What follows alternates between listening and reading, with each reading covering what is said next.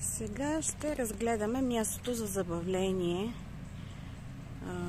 в Риксосънгейт.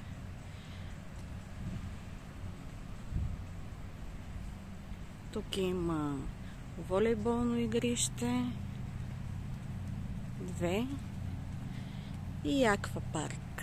Сега се приближаваме към аквапарка, като от дясната ни страна се виждат шатрите, които са на плажа. А отляво, непосредствено до морето, е аквапарка.